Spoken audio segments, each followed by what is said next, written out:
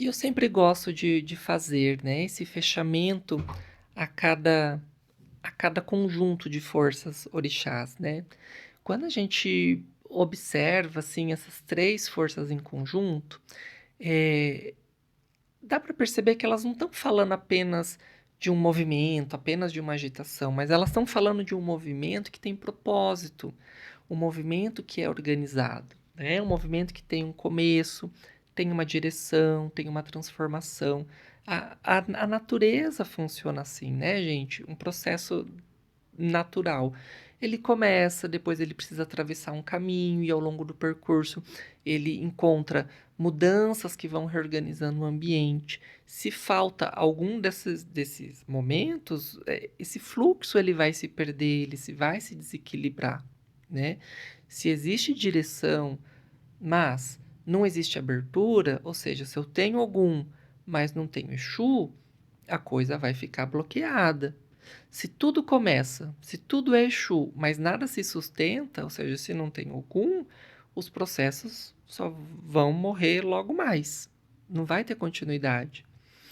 Se não há capacidade de transformação, se eu não tenho Yansan, o movimento ele vai ficar rígido, ele vai ficar automático e vai morrer uma hora. Ele vai acabar. Então, essas 3 energias, Exu, Ogum e Yansan, vêm para mostrar que o movimento verdadeiro da vida, ele tem uma ordem, ele tem uma inteligência, ele tem um ritmo, ele tem uma função. Na nossa própria vida, que a gente, né, o tempo todo está diante de momentos de decisão, diante de momentos que a gente precisa persistir, diante de momentos que a gente tem que fazer uma mudança. Algumas situações, elas vão pedir coragem para iniciar algo novo. Outras vão pedir mais disciplina. Outras vão pedir para que aquilo que parecia pelo menos estável seja revisto, seja transformado, seja encerrado. Então, esses 3 orixás fazem parte do amadurecimento do próprio ser humano. Porque pensa, gente, uma vida que nunca inicia nada de novo, uma vida que começa muitas coisas, mas não sustenta nada, uma vida que nunca se permite, assim, revisar as escolhas, o que vai ser disso, né?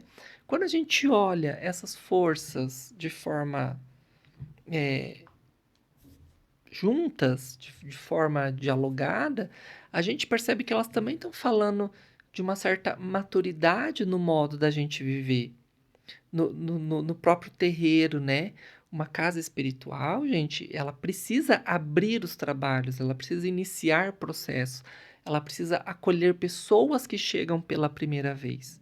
Mas ela também precisa sustentar o funcionamento contínuo da gira, ela precisa ter disciplina, a gente precisa ter organização, a gente precisa ter responsabilidade. Ao longo do tempo, a gente vai ter que lidar com mudança, a gente vai ter que lidar com desafio, a gente vai ter que lidar com reorganização que vai surgindo naturalmente na vida de qualquer grupo, né? Se essas 3 dimensões encontram equilíbrio, o trabalho espiritual ele vai se tornar estável e vivo ao mesmo tempo.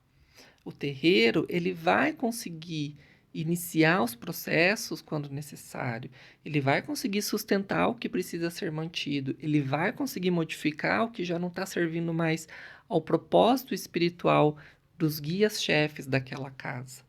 Então, à medida que a pessoa amadurece, à medida que o terreiro amadurece, e com isso, à medida que a nossa mediunidade amadurece, a gente começa a perceber que o caminho espiritual, ele não é estático, ele não é rígido, ele não é fixo, ele tem um movimento contínuo, tem os momentos de abertura, os momentos de consolidação, tem os momentos de transformação para uma nova etapa.